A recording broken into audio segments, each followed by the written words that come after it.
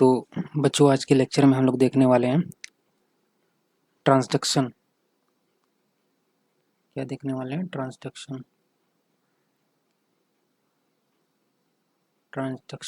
Sexual reproduction में मैंने बोला था कि 3 मेथड होता है, ठीक है। सबसे पहला ट्रांसफॉर्मेशन, दूसरा ट्रांसडक्शन और तीसरा है कंजुगेशन। तो हमने ट्रांसफॉर्मेशन देख लिया है, अभी हमें ट्रांसडक्शन और कंजुगेशन देखना है। तो आइए सबसे पहले स्टार्ट करते हैं ट्रांसडक्शन, ठीक है। तो देखो बच्चों, जो ट्रांसडक्शन होता है ना, ये भी क्या होता है? हॉरिजॉन्टल जीन ट्रांसफ़र होता है। हॉरिजॉन्टल जीन ट्रांसफ़र होता है, जीन ट्रांसफ़र होता है, ठीक है। यहाँ पे भी क्या होता है? सेम जनरेशन के बैक्टीरियल सेल में जीन का ट्रांसफॉर्मेशन होता है, रिकॉम्बिनेशन होता है, ठीक है।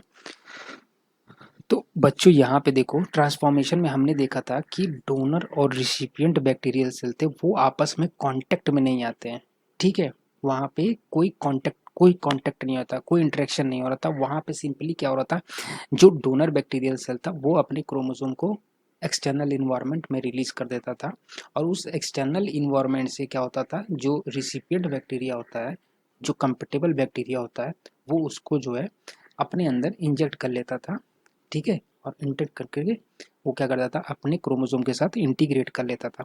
बट यहाँ पे क्या होता है ना बच्चों, यहाँ पे क्या होता है, जो डोनर का जो क्रोमोसोम होता है उसको कैरी करने के लिए एक वायरस का यूज होता है, ठीक है, जिसको बोलते हैं हम लोग बैक्टीरियोफेज, ठीक है।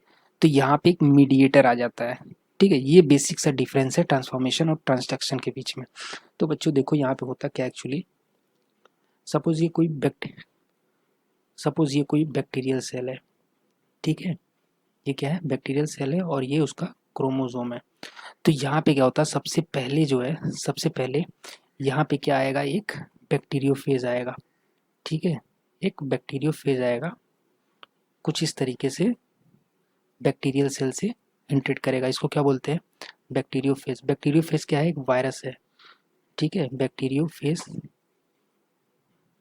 बैक्टीरिया को खाने वाला वायरस, ठीक है। ये उसका जेनेटिक मटेरियल है। तो बच्चों देखो यहाँ पे क्या होता है, बैक्टीरियोफेज किस पे अटैक करेगा? बैक्टीरियल सेल पे। ये क्या है? एक बैक्टीरियल सेल है, ठीक है। ये क्या है? बैक्टीरियल सेल है। अब यहाँ पे क्या होता है, ये जो बैक्टीरियोफेज है ना, ये क्या करता है, अपने जेनेटिक मटेरियल को क्या करता है, रिलीज कर देता है। कहाँ पे? बैक्टीरियल सेल के अंदर। ये जो जेनेटिक मटेरियल है वो क्या करेगा, इसके अंदर रिलीज कर देगा, ठीक है। इसके अंदर रिलीज कर देगा। अब रिलीज करने के बाद क्या होता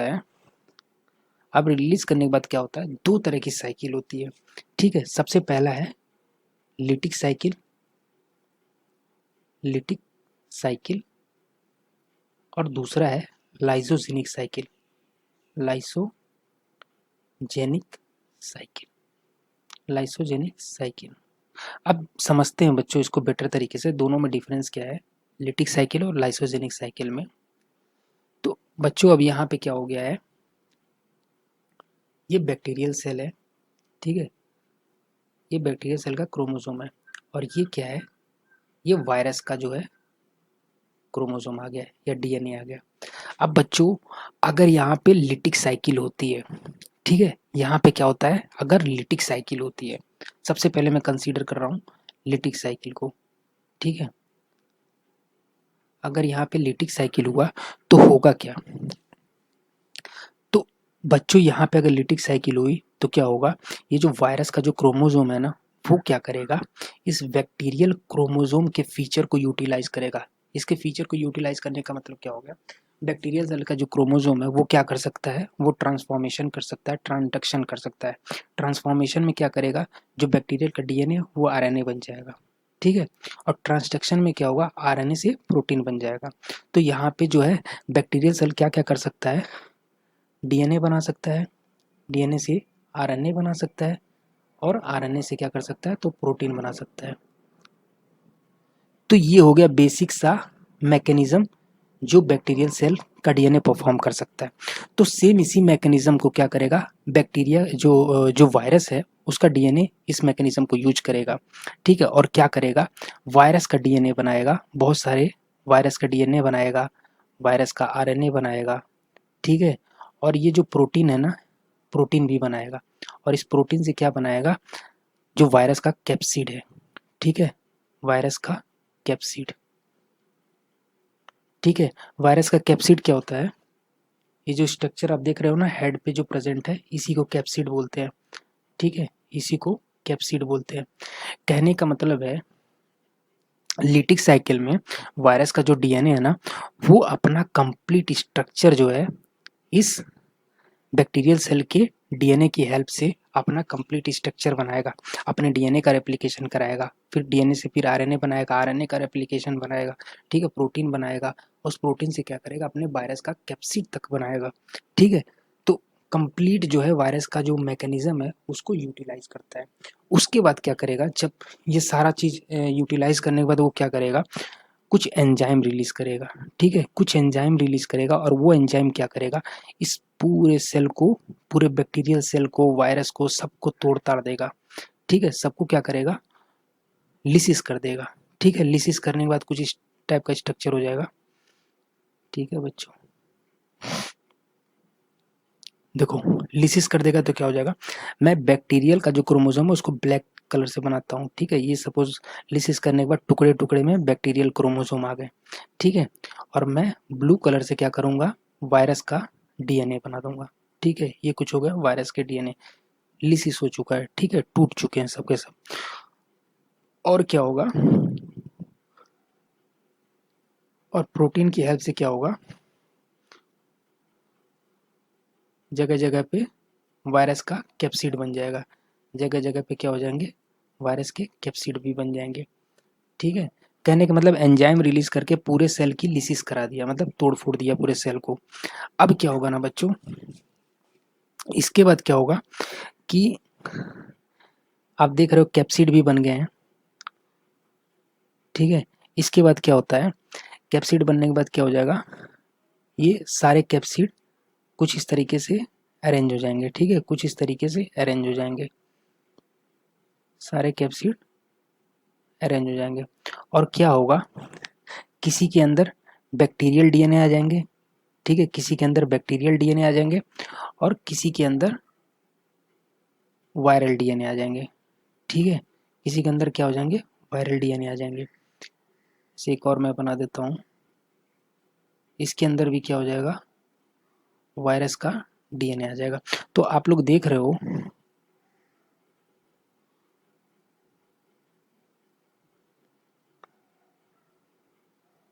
अब आप लोग देख सकते हो,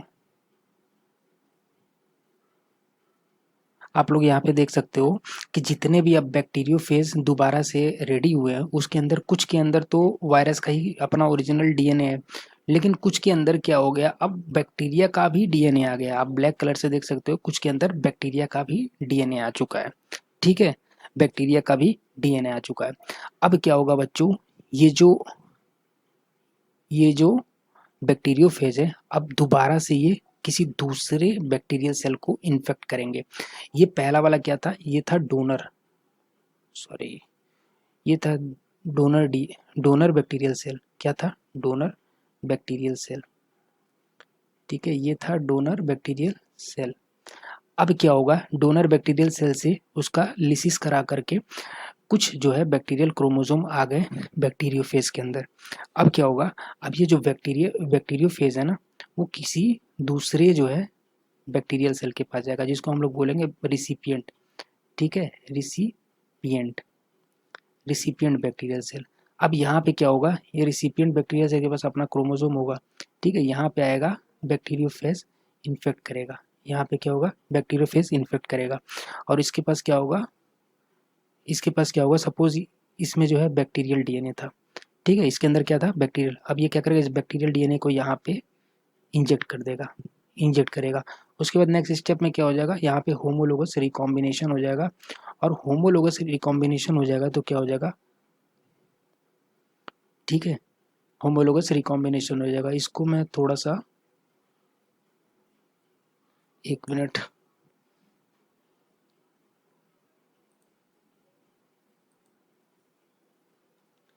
ठीक है, इसको थोड़ा सा मैं डिफ्रेंशिएट करने के लिए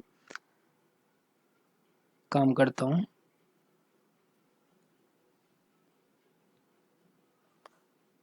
सपोज ये जो है, ठीक है, अब मैं इस तरीके से बना देता हूँ।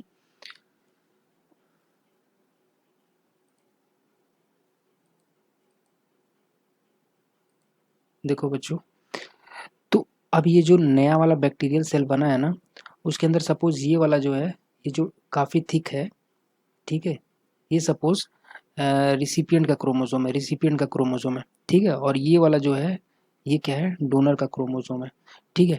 तो यहाँ पे क्या हो गया, होमोलोगस रिकॉम्बिनेशन से क्या हो गया, ठीक है, यहाँ पे जो है ये जो है डोनर का क्रोमोसोम था और ये क्या था, रिसिपिएंट का क्रोमोसोम था।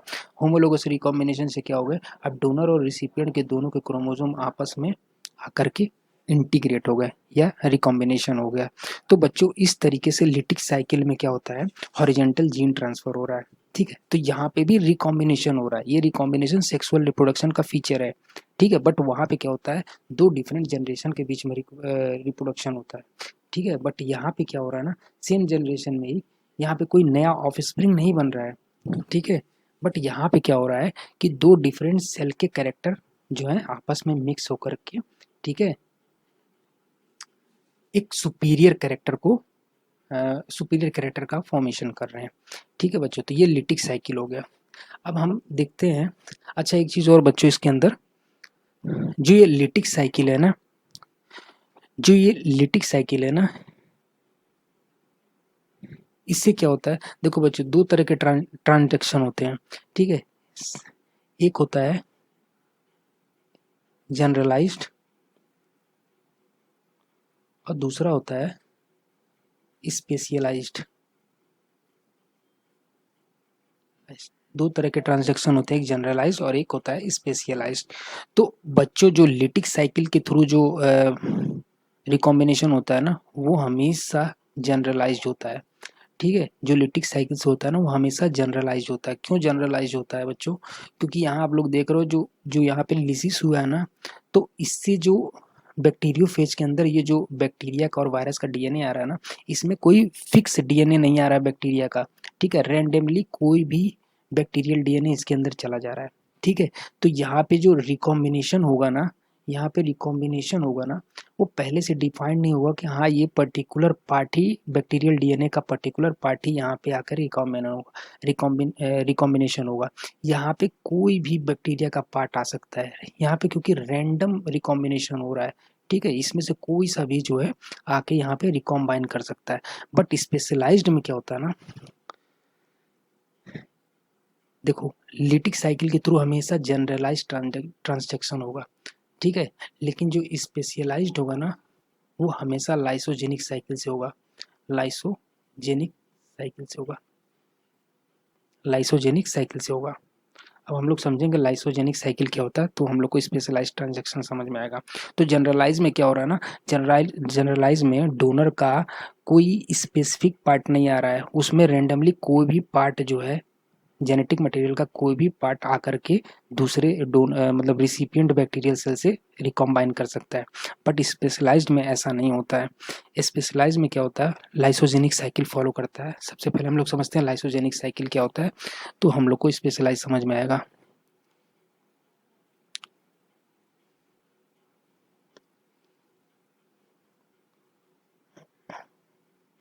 देखो लाइसोजेनिक साइकिल में क्या होता है, यहाँ पे भी सेम, सपोज ये डोनर का बैक्टीरियल सेल है, ठीक है, और उसका ये क्रोमोसोम है। अब यहाँ पे क्या होगा, बैक्टीरियोफेज आएगा और इंजेक्ट करेगा, ठीक है। यहाँ पे भी बैक्टीरियोफेज आएगा और इंजेक्ट करेगा, और ये हो जाएगा बैक्टीरिया का क्रोमोसोम। अब क्या होगा, ये यहाँ इंजेक्ट करने के बाद क्या होगा, बैक्टीरिया का जो क्रोमोसोम है वहाँ बैक्टीरियल सेल के अंदर इंसर्ट हो जाएगा, ठीक है, इंसर्ट हो जाएगा। लेकिन बच्चों यहाँ पे क्या होता है ना, यहाँ पे क्या होता है, यहाँ पे जो वायरस का जो डीएनए है, वो बैक्टीरियल डीएनए के मशीनरी को यूज नहीं करता है, ठीक है, यहाँ पे वो न तो डीएनए, न तो आरएनए, न तो प्रोटीन का फॉर्मेशन करेगा। वो सिंपली क्या करेगा, वो सिंपली क्या करेगा, वो सिंपली जो है इस, एक मिनट, इस बैक्टीरियल सेल का जो डीएनए है, ठीक है, ये जो बैक्टीरियल सेल का जो डीएनए है ना, इसी के साथ जाके इंटीग्रेट हो जाएगा। ठीक है, इसके साथ जा करके इंटीग्रेट हो जाएगा या रिकॉम्बाइन कर जाएगा सिंपली। ठीक है, यहाँ पे कोई रिप्लिकेशन नहीं करेगा, यहाँ कोई डिफरेंट मतलब कॉपी नहीं बनाएगा अपना, न तो आरएनए बनाएगा न प्रोटीन बनाएगा। यहाँ सिंपली क्या करेगा, जो बैक्टीरिया, जो डोनर बैक्टीरिया का जो डीएनए है उसके साथ जा करके अपने डीएनए को इंटीग्रेट कर देगा और काफ़ी लंबे समय तक, ठीक है, वो ऐसे ही पड़ा रहेगा, ऐसे ही डोरमेंट पड़ा रहेगा। ठीक है, तो यहाँ पे एक्चुअली क्या कर रहा है, वायरस अपने डीएनए का बस प्रोटेक्शन करा रहा है। ठीक है, प्रोटेक्शन करा रहा है, यहाँ पे बैक्टीरियल डीएनए का कोई यूज नहीं कर रहा है। और दूसरी बात ये कि जो ये वायरस का डीएनए है ना, जो वायरस का डीएनए है ना, ये किसी एक स्पेसिफिक पार्ट पे ही जा करके, स्पेसिफिक पार्ट मतलब ये जो रिकॉम्बिनेशन होगा ना, ये रिकॉम्बिनेशन होगा ना, ये बैक्टीरियल डीएनए के किसी स्पेसिफिक पार्ट पे ही जाके जुड़ेगा। ऐसा नहीं है कि कहीं भी जुड़ जाएगा। ठीक है, किसी स्पेसिफिक पार्ट पे ही जुड़ेगा। ठीक, अब क्या होगा बच्चों, इसके बाद क्या होगा,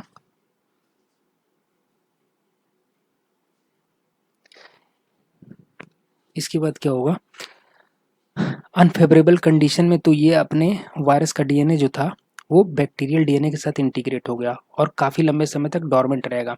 लेकिन जैसे इस वायरल डीएनए को कोई फेवरेबल कंडीशन मिलेगा, ठीक है, फेवरेबल कंडीशन मिलेगा, तो वो क्या करेगा, लाइसोजेनिक साइकिल, ठीक है, लाइसोजेनिक साइकिल को क्विट करके लिटिक साइकिल में आ जाएगा और ये भी जो है कुछ एंजाइम रिलीज करेगा, और एंजाइम रिलीज करेगा जिसकी वजह से इस पूरे डीएनए या पूरे क्रोमोसोम का क्या हो जाएगा, लिसिस हो जाएगा। और इस लिसिस में क्या होगा, जब लिसिस होगा ना, तो क्या होगा, ये जो वायरस का जो डीएनए है ना, वायरस का डीएनए है ना, इसके साथ साथ, इसके साथ साथ कुछ कुछ पार्ट जो है बैक्टीरियल डीएनए भी आकर के यहाँ पे टूट जाएगा। लिसिस के टाइम पे क्या होगा, कुछ पार्ट बैक्टीरियल डीएनए का भी कुछ पार्ट जो है टूट करके इस वायरस के डीएनए के साथ इंटीग्रेट हो जाएगा। ठीक है बच्चों, ये हो गया लिसिस। ठीक है, बैक्टीरियल डीएनए का लिसिस हो गया। लिसिस में क्या हो गया, कुछ पार्ट जो है बैक्टीरियल डीएनए का इस वायरल डीएनए के साथ इंटीग्रेट हो जाएगा। ठीक है, या फिर उसके साथ आ जाएगा। तो यहाँ पे देख रहे हो बच्चों, यहाँ पे एक्चुअली क्या हुआ था, स्पेसिफिक लोकेशन पे जा करके ये वायरल डीएनए बैक्टीरियल डीएनए के साथ अटैच हुआ था। ठीक है, और जब लिसिस हुआ फेवरेबल कंडीशन आने पे, तो कुछ स्पेसिफिक पार्ट वहाँ से जो है कुछ स्पेसिफिक पार्ट जो है बैक्टीरियल डीएनए का फ्रेगमेंट हो गया। ठीक है, और फ्रेगमेंट होकर के वायरल डीएनए के साथ इनकॉर्पोरेट हो गया। अब क्या होगा इसके बाद, इसके बाद क्या होगा, जब यहाँ पे, जब दोबारा यहाँ से बैक्टीरियोफेज के अंदर पैकेजिंग होगा, तो उसमें क्या होगा, सपोज ये बैक्टीरियोफेज है, ठीक है, इस बार जब पैकेजिंग होगा तो इसमें क्या हो जाएगा, इस बैक्टीरियल डीएनए के साथ, इस बैक्टीरियल डीएनए के साथ कुछ, मतलब इस वायरल डीएनए के साथ कुछ बैक्टीरियल डीएनए आ जाएगा। ठीक है, कुछ बैक्टीरियल डीएनए आ जाएगा। अब क्या होगा इसके बाद बच्चों,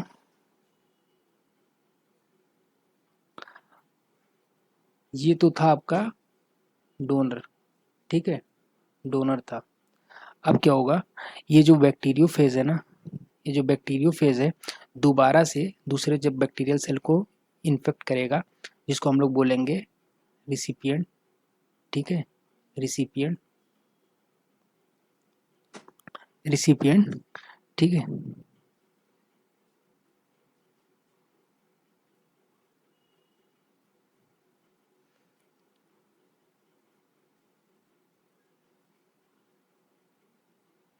तो यहाँ पे क्या होगा, जब दोबारा से रिसिपिएंट बैक्टीरियल सेल को इन्फेक्ट करेगा, ये क्या हो गया, रिसिपिएंट हो गया। ठीक है, ये क्या होगा, रिसिपिएंट।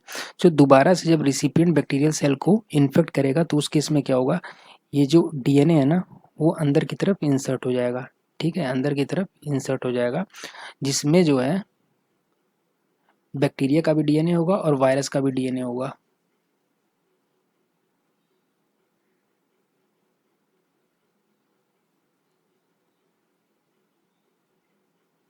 ठीक है, इसमें क्या होगा, बैक्टीरिया का भी डीएनए होगा और वायरस का भी डीएनए होगा। ठीक है बच्चों, अब सेम वही चीज होगा, यहाँ पे भी होमोलोगस रिकॉम्बिनेशन होगा, होमोलोगस रिकॉम्बिनेशन होगा, और उसमें क्या हो जाएगा, होमोलोगस रिकॉम्बिनेशन में क्या हो जाएगा, जो रिसिपिएंट का जो क्रोमोसोम है ना उसको मैं थिक से बनाता हूँ, ठीक है, उसको मैं थिक बनाता हूँ। ठीक है, जब होमोलोगस रिकॉम्बिनेशन होगा तो क्या हो जाएगा,